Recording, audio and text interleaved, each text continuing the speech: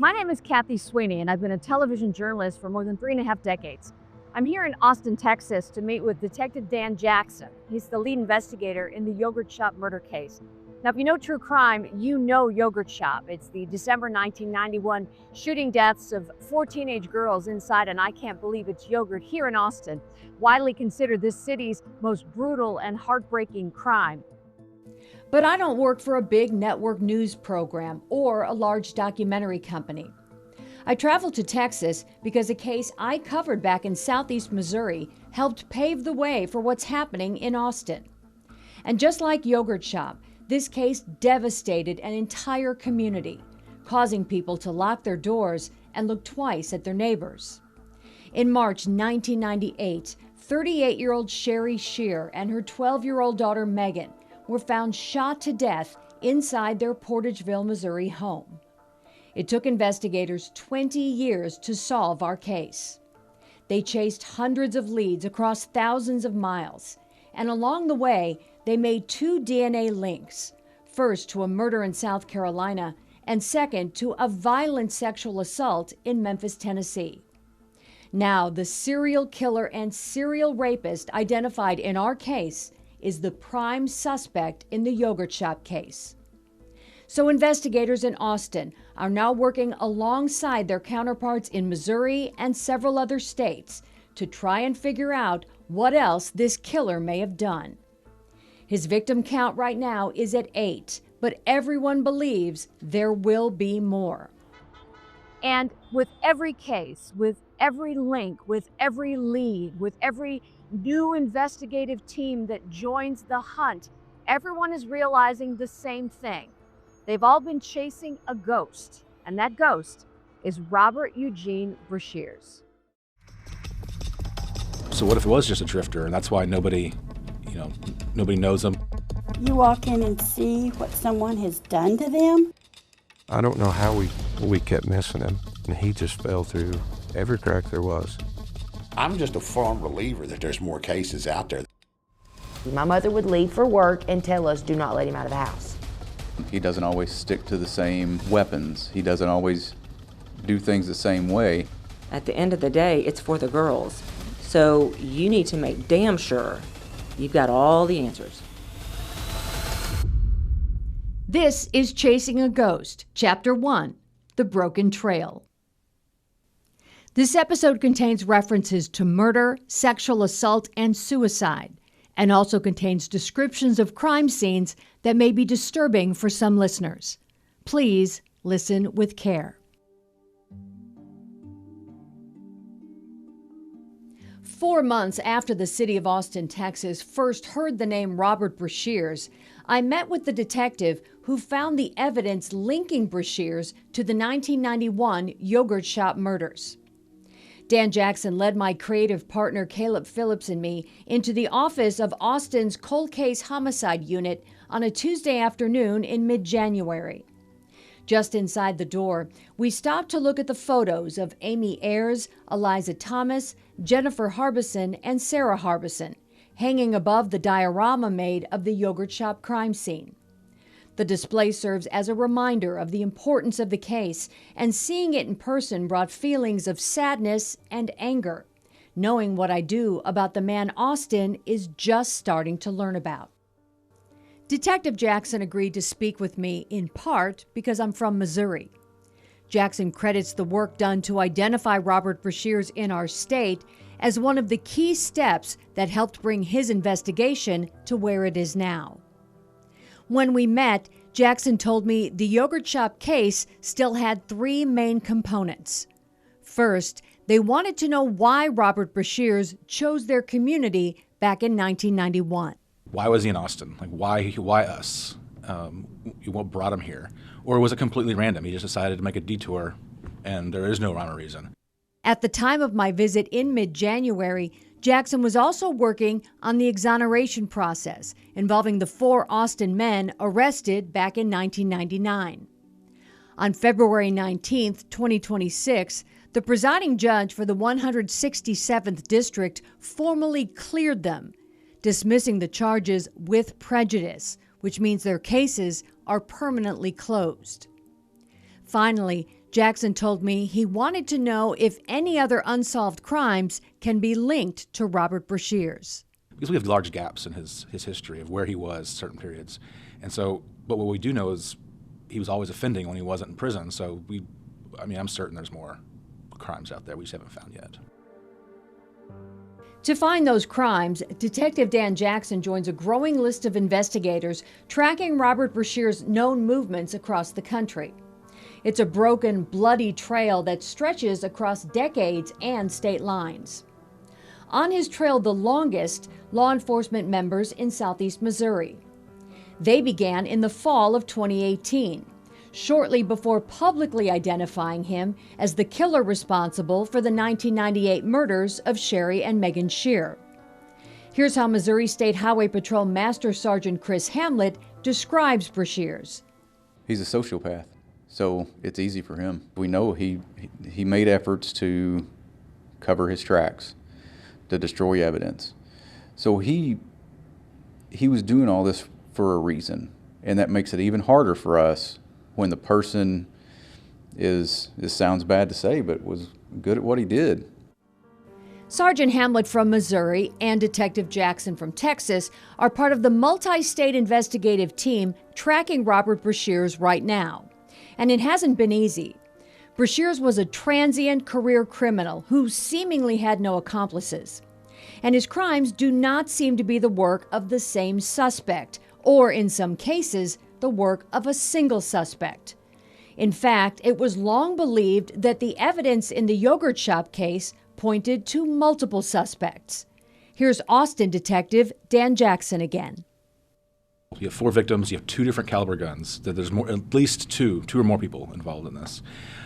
That's just the logical explanation.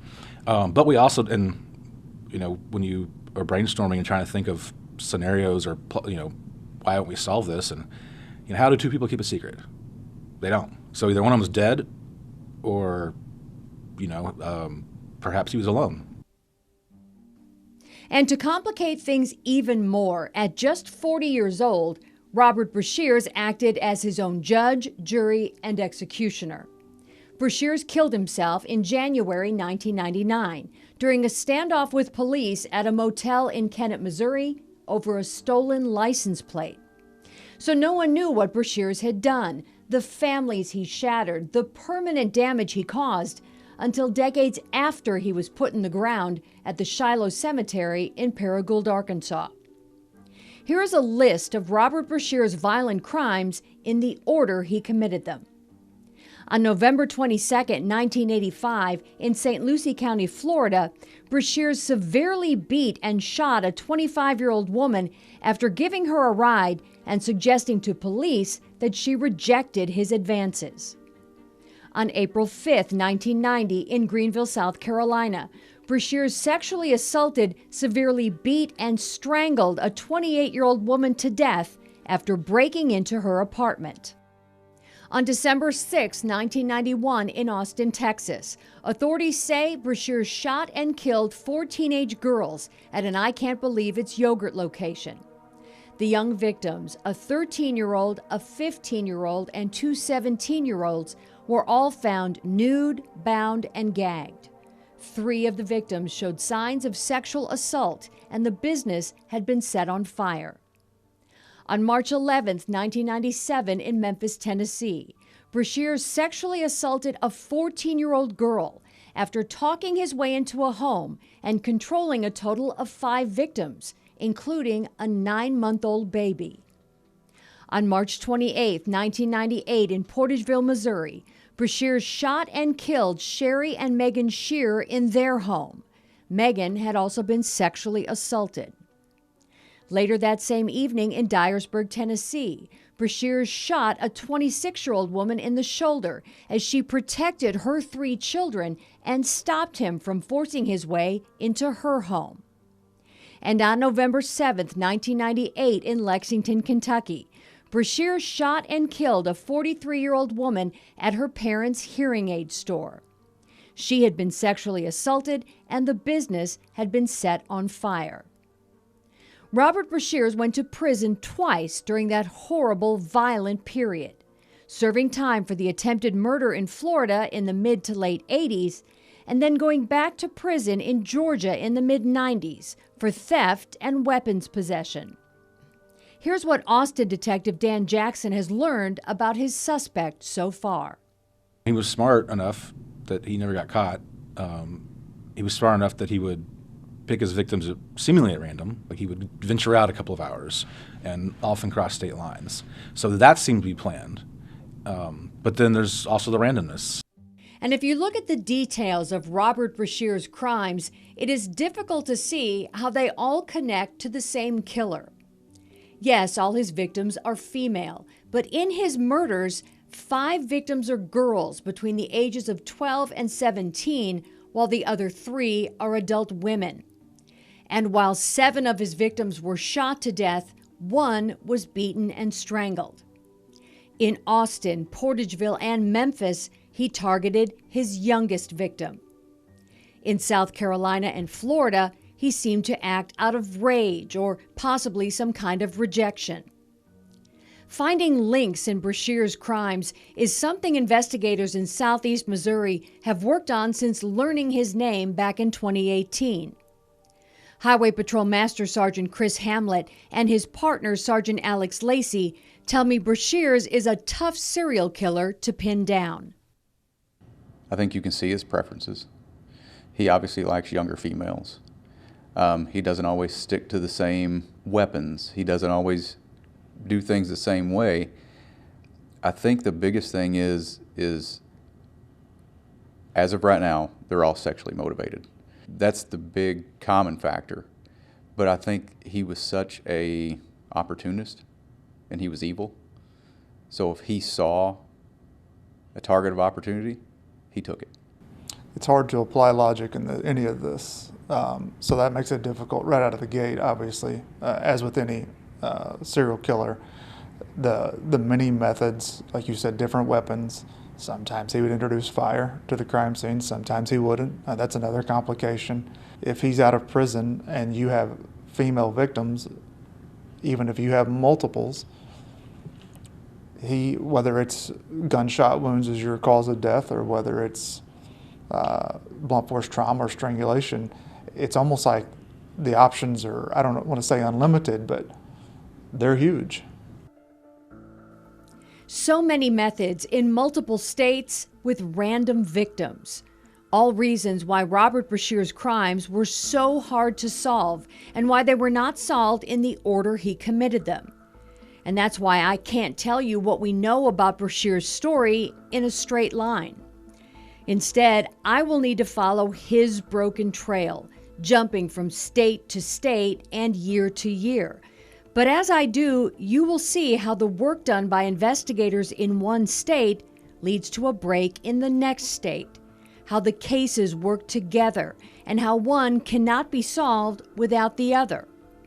So let's begin chasing this ghost by going back to 2018 and the day a new serial killer would be publicly identified for the very first time. This is a breaking now alert from Heartland News. Robert Brashers. Robert Brasher. Robert Brashers was the suspect. October 5th, 2018. Authorities in 3 states identified the killer and rapist they'd been searching for, although no one quite knew how to pronounce his last name. I would later learn from his daughter Deborah that it's pronounced Brashers, though it will continue to be mispronounced for years to come. On that day, what mattered more than how to say his name was the simple fact that they had a name to say at all. In simultaneous news conferences, authorities in New Madrid County, Missouri, Greenville, South Carolina, and Memphis, Tennessee identified one man, Robert Eugene Brashers, and solved 4 cases. The 1990 beating and strangulation death of 28-year-old Genevieve Zatricki in Greenville, South Carolina. The 1997 sexual assault of a 14-year-old girl in Memphis, Tennessee. The 1998 shooting deaths of 38-year-old Sherry Shear and her 12-year-old daughter Megan in Portageville, Missouri. And on the same day, the shooting of a 26-year-old woman during an attempted break-in at her home in Dyersburg, Tennessee. Good morning. I'm Lieutenant Phil Gregory with the Missouri Highway Patrol's Division of Drug and Crime Control. I'd like to introduce... I joined the dozens of people packed into a small courtroom on the second floor of the New Madrid County Courthouse to hear the news in the Shear case for themselves. Here's the New Madrid County Sheriff serving at that time, Terry Stevens. Good morning. I'd like to thank each and every one of you for attending this today. On March the 28th, 1998, New Madrid County witnessed one of the most heinous crimes ever in the history of this county. That was the murder of Megan and Sherry Shear in rural Portageville. We activated our major case squad immediately, and through diligence, through hard work and tenacity, we have finally solved this case. We've traveled all the way across the United States, done countless interviews, search warrants, DNA tests, and we finally identified the killer. We have positively identified one Robert Brasher out of Paragould, Arkansas, who took his own life in Kennett, Missouri in January of 1999. Make no mistake about this, gentlemen. He is a serial rapist and a serial killer, but no more. Solving the Shear case took a 20-year effort from a team of investigators led by the Missouri State Highway Patrol's Division of Drug and Crime Control. Sheriff Stevens acknowledged the members of law enforcement who worked the case from its first day to its last. Most especially Master Sergeant Bud Cooper, who was there from the get-go. The Shear case was considered by many to be Bud Cooper's case. Cooper passed away in May 2025, but you will hear a lot from him and about him over the course of this podcast. He allowed me to follow his work closely for the last 10 years of the Shear investigation. And while he was no fan of being interviewed or being on TV, he was dedicated enough to the case that he tolerated the intrusions. Sergeant Cooper wanted people to know what they were doing and how hard they were working. At the October 2018 news conference, Cooper laid out what they knew at the time about Robert Brashers. Brasher's extensive criminal history included attempted murder, burglary, impersonating a police officer, and unlawful possession of a weapon. Brashers was convicted in November of 1986 of an attempted second-degree murder stemming from an incident in St. Lucie County, Florida. When Robert Brashers was first identified as a serial killer, the most serious offense on his record was the 1985 attack on a young woman in Florida. So let's hit the pause button on 2018 and follow Robert Brasher's broken trail back some 3 decades. It takes us to the fall of 1985, where 27-year-old Brashers is living in Fort Myers, Florida. A week before Thanksgiving, Brashers is 2.5 hours from home in St. Lucie. He offers a young woman a ride in his truck. She accepts and comes very close to losing her life.